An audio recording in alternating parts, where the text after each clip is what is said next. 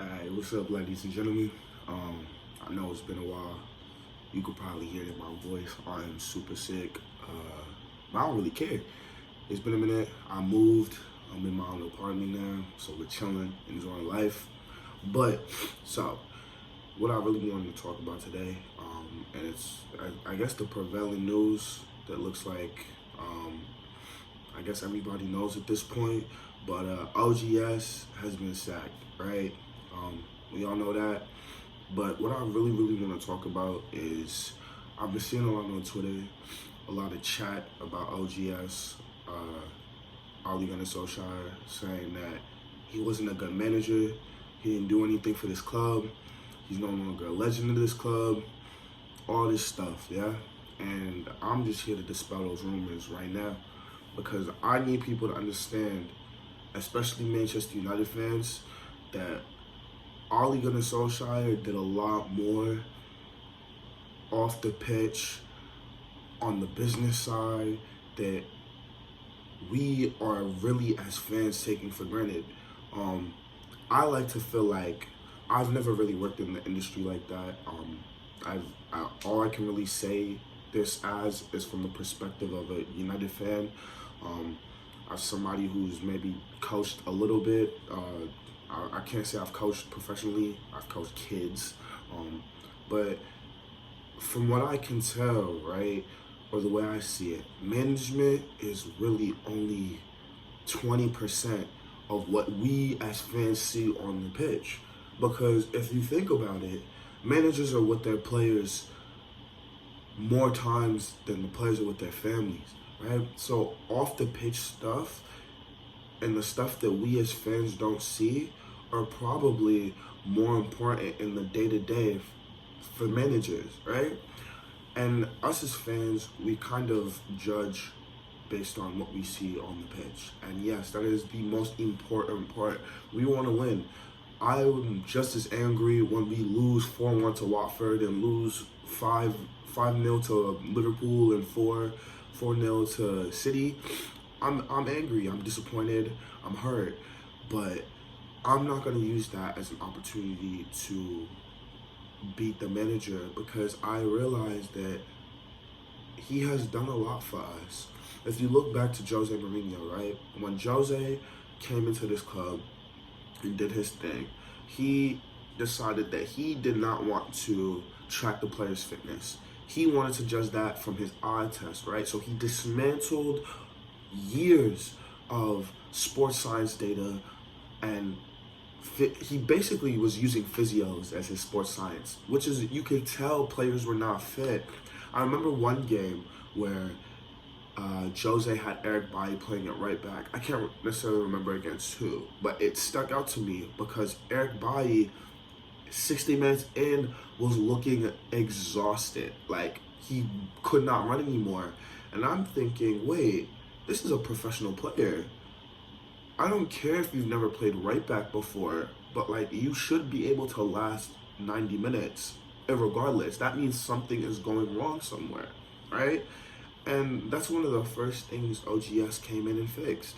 And you can't put that away from him. He came in and restructured our fitness. He restructured the way that our players think about their fitness. He restructured the way that the club thinks about players' fitness, the way we handle programs for our players, even on the youth side. That's another way that he's really improved Manchester United.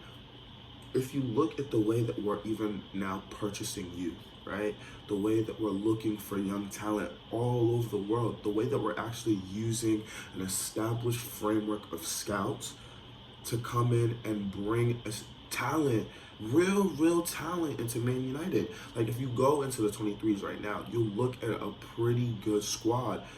Alvaro Fernandez tearing it up at left back, Hannibal Mejbri, Hanson Aaron, there's Miano, there's so many talents that we're looking at, and it's just like, OGS is one of the reasons why our academy network is getting the way it is.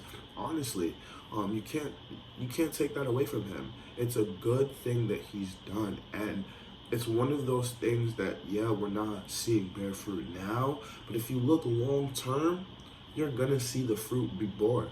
It's simple as that. if you stop looking at things in the short-term basis, and yes, managerially, you have to sort of look on the short term as well as the long term. But if you stop looking so short term, you realize that he's put processes in place that will help us in the future. If you look now, right, the board structure, I had a huge problem with the way the board structure was under Jose Mourinho. I felt it was so outdated because if you look at all the major powers of world football, they have directors of football. They have people that know football that can be that bridge between the sporting side and the board side, right? United didn't have that. We didn't have that for so long. We let bankers, right, decide football matters. But under OGS, the structure has changed. We have a director of football and we have whatever Darren Fletcher is. I can't remember right now. But we have football people doing football things, right? And if you want to thank John Murtaugh, right, who is our director of football, I hope I'm saying his name correctly. If you want to think he is just some guy or he is Ed Woodward's puppet, go into his background. If you look into his background, I think I did a video on this before, but if you go into Murtaugh's background, he's worked for the Prem. He's worked in player development, right? He has done things in terms of revamping our women's side. Look at the appointment he's made with Mark Skinner, I don't know. We call him the principal. Look at his appointment. He is doing relatively well for the women's team right now. He has been a good coach for them. That's a Don Murtaugh right there. He's the guy who actually came and built the women's team from the ground up. Now, whatever you want to say or however you want to think, or if you think he's a Glazer sympathizer or whatever, you gotta look at what he's done, right? And what he has done right now, he's showing a positive track record. Even look at the signings that we made this summer. Yes, we didn't get a director of football, not a director of football, a defensive midfielder. Yes, we didn't get a defensive midfielder, but that is fine. Well, it's not fine, but if you look at all the other signings he made that window, all of them were in positions that we needed and the best players available in those positions. Jadon Sancho, Rafael Varane, come on now, come on. With Ronaldo, come on. That is fantastic business. That's fantastic business. Done quick, done effective. We weren't waiting around till the end of the window, hoping and praying that, oh, maybe we get our 5th, 6th choice center back. No, we went in, we got who we wanted, and we went out. That was it. That is good management. That is good planning. And that's not something that we have seen before, right? And even with OGS leaving, we are now starting to see those processes be better. I did not, if you had asked me before, right, one of the main reasons I did not want OGS to leave is because I didn't trust our board to make the right decisions on his replacement. But if you look now, Pochettino is the guy who might come in. And that is a good appointment. That's smart. That is the guy that they knew would work and the guy that they have been chasing for years. It's a plan. However you want to think, it's not a plan. We don't plan stuff out. That's a plan. I'm just calling it how I see it. That is a plan to me. That is, these men said, okay, this is the guy that we want. We have wanted for years. Now that OGS is gone, he has left us in a good enough structure where we can come in, and if Poch wants to come, let's get him. Simple. That's a plan to me, right? And if you look at the list of potential candidates, that's also a plan to me, because it's not like we ruled out Conte, and that is intelligent to me, because we know he is not the manager that suits our squad. That's intelligence. That is a plan. We had a list of Ten Hag, Rodgers, Zizou, Poch, and all of those coaches, they play a pretty decent play style, right? Poch and Ten Hag are definitely my top two, but still, I'm just thinking, OGS, right?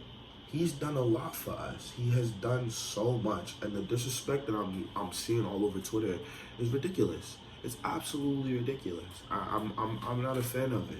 People are trying to take away his legend status. People are trying to call him out and say XYZ, he did XYZ. You see reporters like Luckhurst producing articles about XYZ. Ole Gunnar Solskjaer did this, did that. He shouldn't have done this. He shouldn't have done that. Well, he's a man. He's a guy.